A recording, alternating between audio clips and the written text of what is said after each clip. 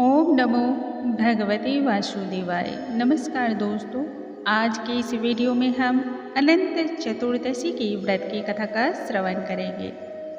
हर साल भाद्रपद माह के शुक्ल पक्ष की चतुर्दशी तिथि को यह सर्वोत्तम व्रत मनाया जाता है। अनंत चतुर्दशी पर भगवान विष्णु के अनंत स्वरूप की पूजा अर्चना की जाती है, इसलिए इसे अनंत चतुर्दशी के नाम से जाना भी जाता है। इस व्रत को करने से भगवान विष्णु के साथ माँ लक्ष्मी की कृपा की प्राप्ति होती है और माना जाता है जीवन की सभी संकट और समस्याओं का अंत हो जाता है। जो भी भक्त अनंत चतुर्दशी का व्रत करते हैं उन सभी को इस व्रत की कथा का श्रवण तो करना ही चाहिए। साथ में जो भक्त किसी भी कारणवश व्रत ना कर पाते हों उन्हें तो अवश्य ही सुनना चाहिए, क्योंकि व्रत से मिलने वाले फल अनगिनत होते हैं और उस अनगिनत को भी चार चांद लगाते हैं व्रत की कथा और आरती भजन।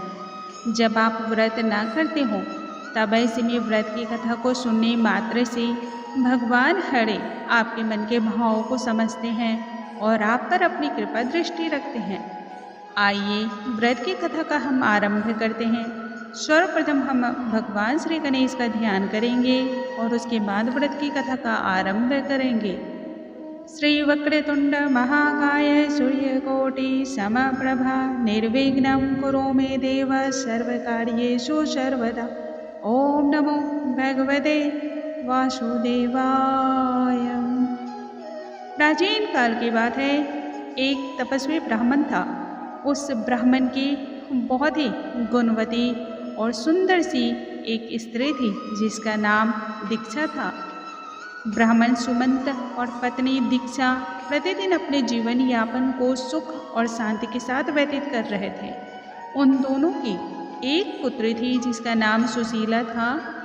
नाम के अनुरूप ही बहुत ही सुंदर, धर्मपरायण और गुणवती कन्या थी। जब सुशीला थोड़ी बड़ी हुई तब उसकी माँ दीक्षा की मृत्यु हो गई और सुशीला अकेली ही रह गई। बिना माँ की बच्ची का भरण पोषण करना सुमंत के लिए बहुत ही मुश्किल हो गया और बच्ची के भरण पोषण हेतु ही सुमंत ने एक अन्य स्त्री से दूसरा विवाह किया। उस स्त्री का नाम करकसा था। नाम के स्वरूप ही बहुत ही कर्कश वाणी की थी और स्वभाव से भी बहुत कठोर और निर्दयी थी। सुशीला का जीवन बहुत ही कठिनाई में व्यतीत होने लगा, क्योंकि माँ का प्यार तो उसे मिल ही नहीं पाया।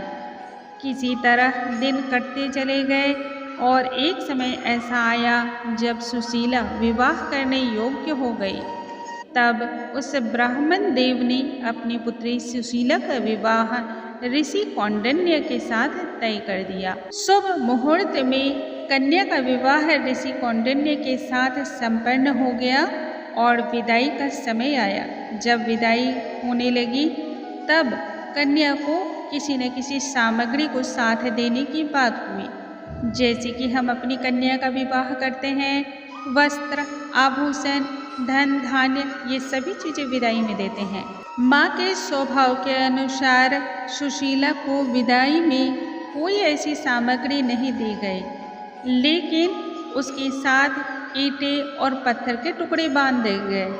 ऋषि कौंडिन्य को ये व्यवहार बहुत अधिक बुरा लगा और दुखी मन के साथ अपनी पत्नी को विदा कराकर अपने साथ चल दिए। चलते चलते रात्रि का समय हो गया और तब उन्होंने रात्रि कहीं पर व्यतीत करने को सोचा। वहीं निकट में ही एक वृक्ष था और उसके नीचे एक चबूतरा बना था। दोनों ने वहीं पर रात गुजारने के लिए तय कर लिया। जब ऋषि कौंडिन्य और उनकी पत्नी सुशीला ने उस चबूतरे पर अपनी आराम गृह बनाई, तभी सुशीला ने देखा कि संध्या के उस समय पर नदी के सुंदर तट पर बहुत सारी स्त्रियां सुंदर वस्त्र आभूषण धारण करके किसी देवता का पूजन कर रही हैं। जिज्ञासावश सुशीला उन स्त्रियों के पास गई और उनसे पूछा, इस व्रत की महिमा क्या है तथा यह व्रत कौन कर सकते हैं, इनसे किन प्रकार की प्राप्ति होती है। उन सभी महिलाओं ने तब अनंत व्रत की महिमा सुनाई और महत्ता भी बतलाई। तब सुशीला ने उसी समय संकल्प किया कि वह भी इस व्रत को करेंगी। व्रत का संकल्प लेते ही सुशीला ने अपने हाथों में पीले रंग का 14 गांठों वाला वह धागा भी बांध लिया। जब वह वहां से धागा बांधकर ऋषि कौंडिन्य के पास आई, तब ऋषि कौंडिन्य ने उसके हाथों में धागा बंधा देखा और उससे सारी बात पूछी। तब सुशीला ने सारी बात उनसे कह सुनाई। ऋषि ने तुरंत उस धागे को तोड़कर अग्नि में डाल दिया। इससे भगवान अनंत अत्यधिक क्रोधित हुए। उन्हें अपना अपमान महसूस हुआ और इसके परिणाम स्वरूप ऋषि कौंडिन्य के पास जो भी संपत्ति थी वह संपत्ति भी नष्ट हो गई। दर दर की ठोकरें खाने लगे और सारी धन संपत्ति नष्ट होने के बाद वो सभी भिक्षाटन पे आकर रुक गए। दरिद्रता की वजह से अत्यंत ही दुखी हो जीवन व्यतीत कर रहे थे। एक दिन ऋषि कौंडिन्य एक वृक्ष के समीप बैठे हुए विचार कर रहे थे। न जाने कौन से पूर्व जन्म के कर्म से मुझे ऐसे दुख की प्राप्ति हुई है। उन्होंने अपने मन की यह व्यथा अपनी पत्नी सुशीला से कह सुनाई। तब सुशीला ने उन्हें कहा कि हमने व्रत का संकल्प लिया था और आपने मेरे हाथों से वह अनंत का धागा तोड़कर अग्नि में जला दिया। यह याद दिलाने के बाद ऋषि कौंडिन्य को अत्यधिक पश्चाताप हुआ और वह उस डोरे को खोजने के लिए वन वन भटकने लगे। कई दिन ऐसे बीत गए और एक दिन वह भूमि पर गिर पड़े। तब भगवान अनंत को उन पर दया आ गई।